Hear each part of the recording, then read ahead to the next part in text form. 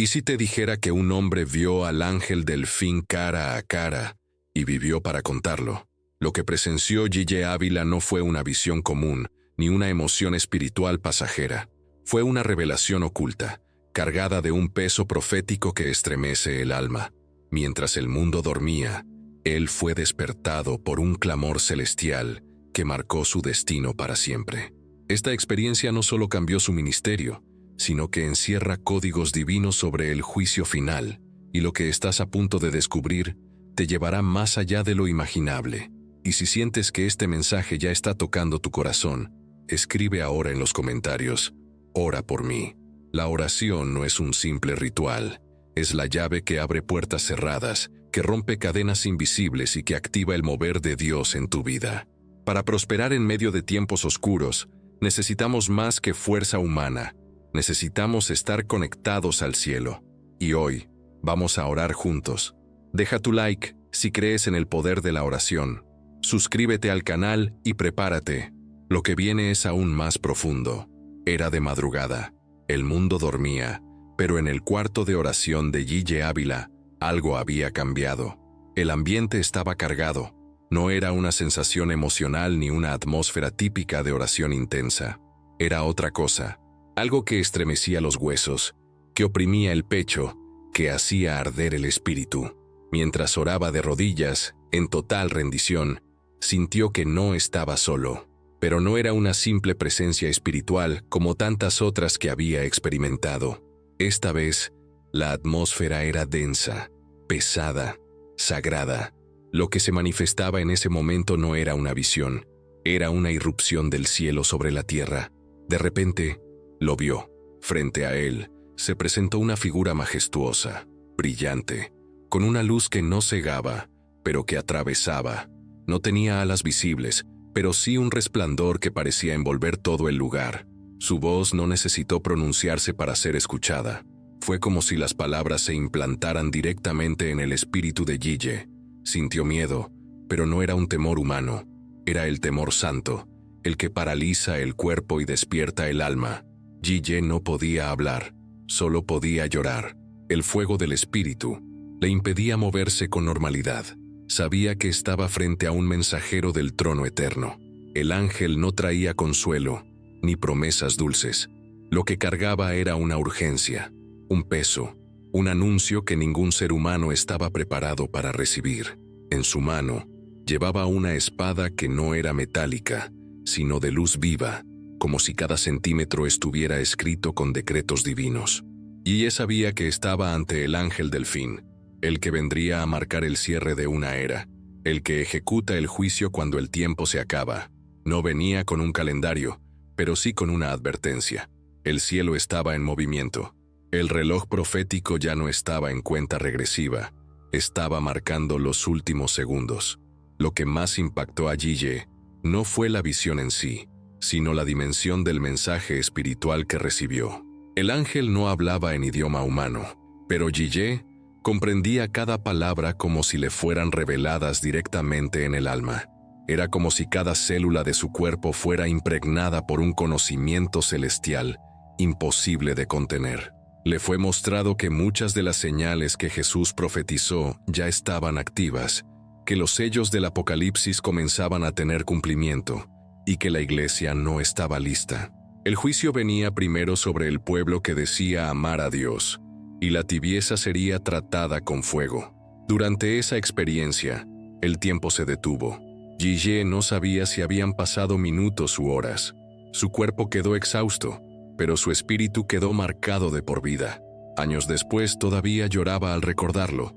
No podía contarlo sin estremecerse, porque sentía que esa noche no fue simplemente testigo de una experiencia espiritual, fue testigo de un decreto eterno. Esa visita lo cambió. Su ministerio nunca volvió a ser el mismo. Su voz se volvió más profética, más directa, más urgente. Ya no predicaba para agradar, predicaba como quien advierte antes de que se cierren las puertas. Lo que ocurrió esa noche no fue contado a todos. Solo algunos cercanos escucharon los detalles, y otros fragmentos aparecieron en sus predicaciones, disfrazados de metáforas.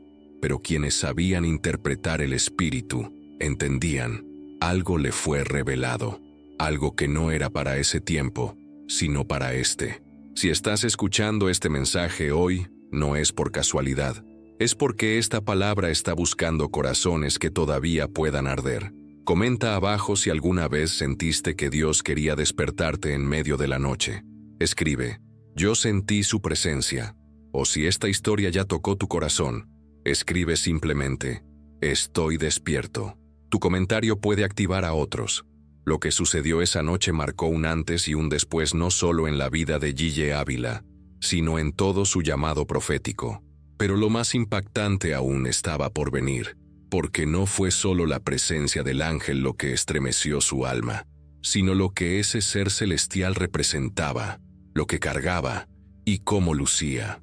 Ahora que entendemos la magnitud de ese encuentro, necesitamos observar con detalle lo que Yeye vio con sus propios ojos, porque la apariencia del ángel delfín hablaba por sí sola. Cuando Yeye Ávila alzó la vista, lo que vio no se parecía a ninguna representación artística de un ángel que hayas visto en libros o películas. No era una figura con alas suaves ni un ser de apariencia serena. Era majestuoso, sí, pero con una presencia que quebraba toda lógica humana. Su cuerpo resplandecía con una luz dorada que no iluminaba el cuarto, sino que lo invadía, como si el aire mismo ardiera con fuego celestial. Su rostro era como el de un guerrero antiguo, sin tiempo ni edad, pero con una mirada que atravesaba lo profundo del alma. No tenía ojos como los nuestros, sino llamas vivas que revelaban juicio, conocimiento y verdad. Yeye dijo que no pudo sostenerle la mirada más de unos segundos, sin sentir que su espíritu sería consumido. El ángel no hablaba en voz alta, pero su mensaje resonaba como si el cielo entero estuviera hablando desde dentro. Llevaba una túnica sin costuras, blanca como la luz pura, pero teñida en su parte inferior con lo que parecía ser sangre seca, símbolo evidente del sacrificio, del juicio, del precio ya pagado y del que aún vendría. En su brazo derecho reposaba una especie de rollo cerrado con 7 sellos. Yeye no necesitó preguntar, entendió que era parte del juicio final, el mismo que aparece descrito en el libro del Apocalipsis. Pero lo que más impactó fue la espada que llevaba consigo. Esa espada no era metálica ni forjada por manos humanas. Era una espada hecha de luz pura, con inscripciones en una lengua que Yeye no conocía pero entendía en el espíritu. Cada letra parecía viva, vibrante, como si pronunciara decretos eternos que aún no habían sido ejecutados. Cuando el ángel levantó la espada, el ambiente tembló. Yeye escuchó truenos espirituales, como si cada sonido fuese una sentencia. Fue ahí que entendió. Este ángel no era un mensajero cualquiera, era un ejecutor. No venía con una advertencia opcional, venía a marcar una fase. Representaba el cumplimiento de algo que ya había sido escrito desde antes de la fundación del mundo. La espalda del ángel tenía algo más, una especie de estola que descendía como una llama perpetua. Yeye vio en ella símbolos, números, estrellas, planetas, que luego comprendería como señales cósmicas, movimientos proféticos que afectaban no solo a la Tierra, sino al universo entero. Era como si el cielo estuviera mostrando que este juicio no era local, era global, total, irreversible. Todo lo que representaba este ser espiritual hablaba de final, de consumación, de la última etapa de la humanidad. Yeye entendió en ese momento que ya no había más margen para el juego espiritual, que lo que la Iglesia conocía como gracia estaba por entrar en una dimensión completamente distinta. La misericordia había dado paso a la justicia, y la justicia estaba descendiendo con espada. Era el cierre de un ciclo profético que muchos ignoraban, pero que ya estaba en marcha. El ángel no se movía mucho, solo su presencia bastaba para comunicar lo que millares de predicaciones no lograban. Era una imagen viva del Dios que juzga con equidad, que no olvida, que no calla, y que en su tiempo actúa. Yeye quedó paralizado, no por temor humano, sino por una mezcla de reverencia y convicción. Supo, en lo más profundo de su ser, que lo que estaba viendo no era para él solamente. Era para un tiempo futuro, para una generación que aún no había despertado, para nosotros, para ti. Si estás viendo esto, si estás sintiendo algo en el corazón, no lo ignores. Comenta abajo si alguna vez soñaste o imaginaste un ser celestial que cargaba juicio. Escribe, yo vi algo. O si sientes que este mensaje es para este tiempo, comenta, somos la última generación. Tus palabras pueden despertar a otros. Todo en la apariencia de ese ángel hablaba de urgencia, juicio y cumplimiento. Pero lo que verdaderamente estremeció a Gille Ávila no fue solo lo que vio, sino lo que escuchó, porque esa visita celestial no vino en silencio. Traía un mensaje directo del cielo, palabras que cargaban un peso eterno, imposible de ignorar. Y ahora que entendemos la magnitud de ese encuentro y la identidad de quien se presentó ante él, es momento de descubrir qué fue exactamente lo que ese ángel le dijo a Gille, y por qué ese mensaje aún está ardiendo hoy. Cuando el ángel habló, el tiempo pareció detenerse. No fue una voz que se escuchaba con los oídos, sino con el alma. Cada palabra era como un golpe de martillo en lo profundo del espíritu. Gille Ávila, acostumbrado a experiencias sobrenaturales, jamás había sentido un peso espiritual tan aplastante como en ese momento. Las frases no eran largas, no eran adornadas, pero llevaban una autoridad que no venía de este mundo. El mensaje fue claro, directo y sin espacio para interpretación ambigua. Tiempo contado, juicio sellado, preparación inmediata. Fueron esas 3 frases, acompañadas de una intensidad espiritual que lo dejó sin fuerzas. Gille comprendió de inmediato que no era un mensaje simbólico, no era una enseñanza para edificar una prédica más. Era un decreto, una sentencia profética que venía desde el mismo trono de Dios. El ángel no vino a explicar, vino a declarar. El cielo no estaba advirtiendo como en tiempos pasados. Esta vez, el cielo estaba anunciando que el plazo estaba llegando a su fin. Gille sintió que esa palabra no era solo para él, sino para una generación entera que estaba a punto de presenciar eventos que cambiarían el rumbo de la humanidad.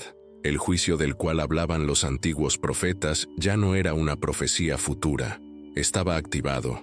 El ángel también mostró escenas, como visiones que pasaban frente a los ojos del espíritu. Gille vio naciones en caos, gobiernos cayendo, iglesias vacías de presencia y llenas de espectáculos. Vio líderes religiosos siendo expuestos públicamente, familias quebradas, señales en el cielo, terremotos intensos y una frialdad espiritual que cubría el planeta como una niebla oscura. El mensaje no era solo un anuncio de destrucción, sino también un llamado urgente al arrepentimiento, a la purificación, al retorno radical a la santidad. Pero lo más impactante fue que el ángel no hablaba en tono de súplica, hablaba en tono de sentencia. Gille entendió que el juicio ya había sido determinado, y lo único que podía ser transformado era la posición de cada persona frente a ese juicio. No había tiempo para neutralidad, para indiferencia, para religiosidad superficial. Era el todo o nada. El cielo estaba reclamando fidelidad absoluta, y en medio de ese impacto espiritual, Gille escuchó otra frase que lo marcó de por vida. El que no se prepara, será sorprendido. Esa advertencia fue como un eco eterno que lo acompañó hasta sus últimos días. Desde ese momento, todas sus predicaciones comenzaron a tener un tono más firme, más cargado de urgencia. Durante años, él había hablado del arrepentimiento, del ayuno, de la búsqueda de Dios. Pero después de esta experiencia, su mensaje cambió. Ya no era una invitación, era una advertencia. Él sabía que había visto algo reservado, algo que muchos no aceptarían, pero que debía proclamar a toda costa. Lo que él cargaba no era solo conocimiento, era un grito profético que debía ser lanzado antes que las puertas se cerraran. El mensaje que el ángel le entregó no era para crear admiración, era para activar corazones dormidos, para despertar a los que aún tienen oídos para oír lo que el Espíritu dice a la iglesia.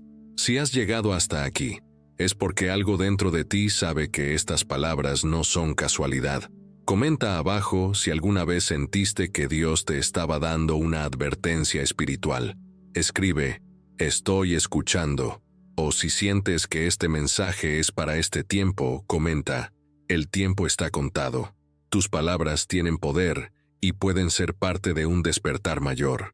Ese mensaje no solo estremeció el corazón de Yiyé, sino que transformó completamente la forma en que veía el tiempo, la iglesia y su propia misión en la tierra, porque después de recibir palabras tan contundentes del cielo, ya no había vuelta atrás.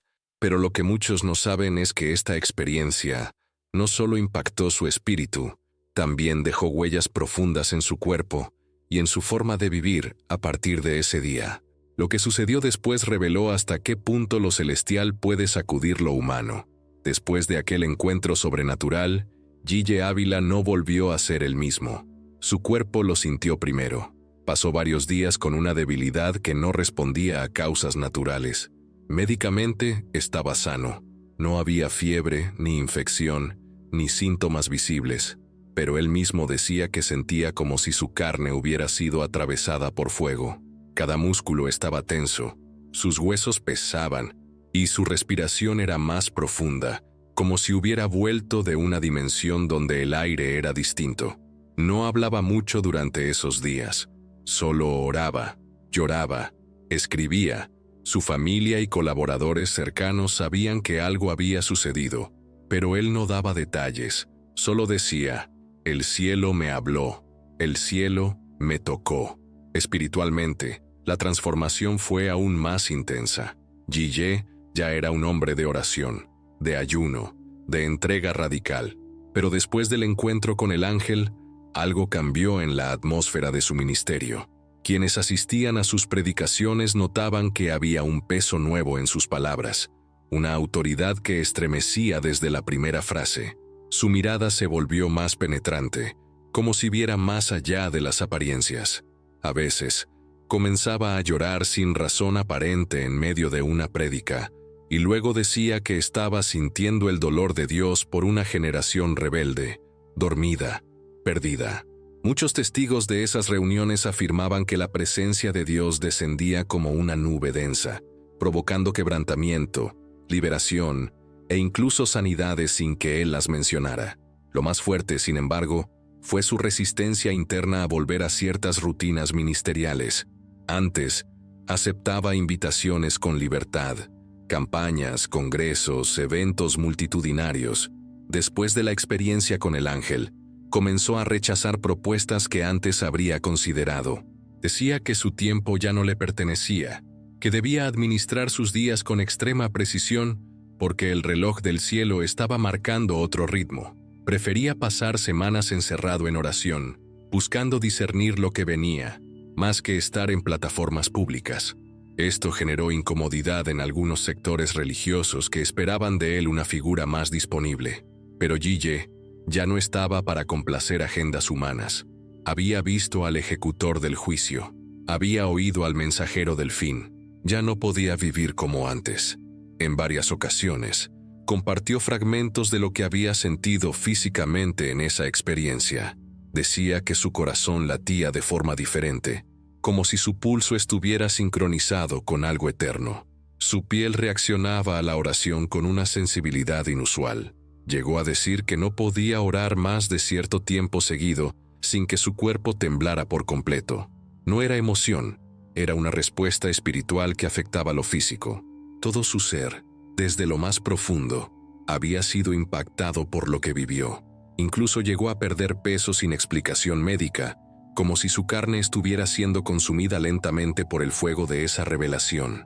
Lo que pocos entendían era que Yiyé no estaba enfermo, estaba marcado, había sido tocado por lo eterno, y cuando eso sucede, ya no se puede volver a la normalidad. Cada día posterior al encuentro era como cargar un peso invisible, un conocimiento que no podía ignorar. No era una carga de tristeza, sino de urgencia, un grito silencioso que ardía dentro de él, esperando el momento correcto para ser soltado. Él sabía que había visto algo reservado, algo que no podía ser revelado en cualquier momento, a cualquier persona, y por eso se apartaba, se escondía, se silenciaba, porque cuando alguien ha estado tan cerca del trono, entiende que no todo se debe hablar, pero sí se debe vivir. Ese retiro silencioso, esa transformación en su cuerpo y espíritu, no fue casualidad. Fue la respuesta de alguien que había sido marcado por el fuego del cielo, por una visión demasiado pesada para los oídos humanos comunes. Pero esa experiencia no quedó en lo privado.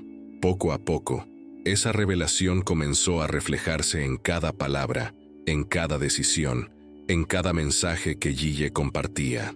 Porque después de ver al ángel delfín, su misión profética dio un giro radical, y su propósito en la tierra se volvió aún más urgente y definido.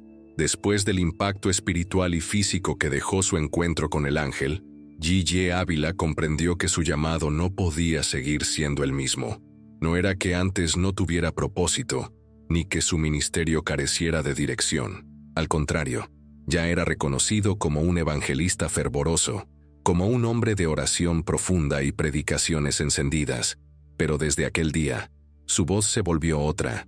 Más que un predicador, se convirtió en un heraldo del cielo, un anunciador del fin, un eco profético que cargaba la urgencia de Dios sobre una humanidad sorda. Todo lo que antes consideraba importante, ahora parecía secundario frente al peso eterno de esa revelación. Su enfoque se volvió total, su mensaje se volvió uno: arrepentimiento, santidad y preparación para el juicio venidero. Gille ya no podía moverse bajo las agendas tradicionales del evangelismo popular. Su espíritu no soportaba las plataformas llenas de luces, los eventos organizados para entretener más que para quebrantar. Su discernimiento era tan agudo que podía sentir en segundos si el ambiente estaba cargado de vanidad o lleno de gloria. Y cuando detectaba lo primero, simplemente se retiraba. Decía que no podía desperdiciar tiempo, porque cada día contaba como parte de una cuenta regresiva profética. En sus últimas entrevistas, ya no hablaba de proyectos ministeriales, sino de dolores del alma. Decía con lágrimas en los ojos que el pueblo de Dios se estaba durmiendo justo cuando el cielo estaba tocando la trompeta del despertar. Empezó a rechazar invitaciones internacionales, programas de televisión y propuestas editoriales que antes habría considerado. En su lugar, buscaba más tiempo de soledad, más retiros espirituales, más madrugadas en clamor. Su vida entera se ajustó a una nueva frecuencia. Decía que debía ser sensible cada minuto, porque en cualquier momento podría recibir otra instrucción del cielo. No confiaba en su carne, ni en su experiencia, ni siquiera en su conocimiento bíblico acumulado. Confiaba en el Espíritu Santo, y ese Espíritu lo llevaba constantemente a vivir en quebranto. Su habitación se volvió su altar, su silencio se volvió su mayor arma, y su oración se volvió su grito de guerra. Pero lo más notable fue cómo cambió la manera en que predicaba. Su tono de voz era más grave, su ritmo más lento, y cada palabra cargaba una mezcla de juicio y amor, de advertencia y esperanza. No predicaba para convencer, predicaba para confrontar. Ya no buscaba aplausos, buscaba lágrimas. En lugar de mensajes elaborados, repetía frases que quemaban el alma. Prepárate, el tiempo se acaba, el juicio comienza por la casa de Dios. Y aunque muchos lo veían como un hombre extremo, otros comenzaban a despertar gracias a su obediencia radical. Su mensaje se volvió como una espada que penetraba, no por su volumen, sino por su verdad. Incluso sus escritos cambiaron. Dejó de escribir sobre motivación cristiana o experiencias de victoria personal. Comenzó a redactar advertencias espirituales, visiones que no siempre compartía en público, y mensajes que recibía en oración y que guardaba como secretos del cielo. Muchos de esos escritos permanecen inéditos, guardados por su familia y colaboradores más cercanos, pero los que sí salieron a la luz estremecieron a una generación completa, porque hablaban de un Dios que aún ama, pero que también juzga, de un cielo que aún llama, pero que pronto cerrará sus puertas. Si este mensaje está hablando a tu espíritu, comenta abajo lo que estás sintiendo.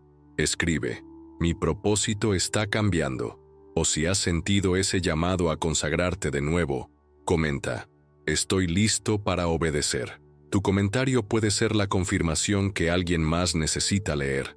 Ese cambio profundo en su llamado no solo afectó la forma en que predicaba, vivía o decidía, también transformó completamente su manera de ver a la Iglesia, al pueblo de Dios y al estado espiritual del mundo entero, porque lo que el ángel le mostró no terminó con una visita celestial.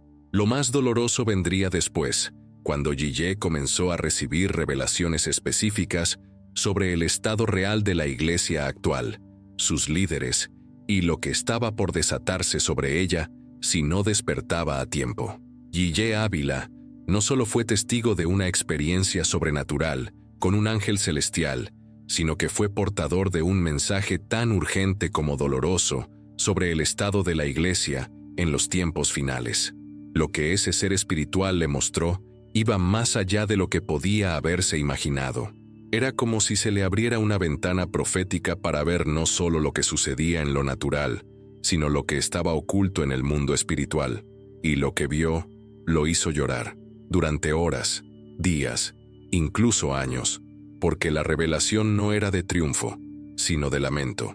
El ángel le mostró una iglesia dividida, fría, contaminada con el espíritu del mundo, una generación que había cambiado la presencia por popularidad, la verdad por entretenimiento, la santidad por conveniencia.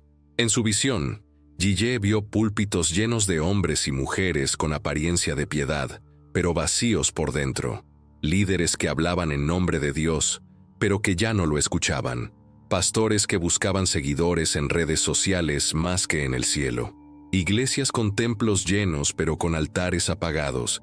El ángel le reveló que muchos de esos líderes eran conocidos, aplaudidos, celebrados por las masas, pero eran completamente desconocidos en el cielo.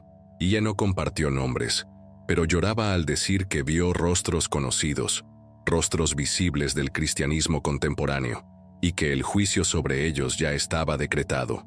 También le fue mostrado que gran parte de la Iglesia había normalizado el pecado, negociado principios y reemplazado el fuego del Espíritu por estructuras humanas. Las reuniones ya no se movían por la dirección del cielo, sino por agendas planificadas al segundo. La adoración ya no era rendición, sino espectáculo.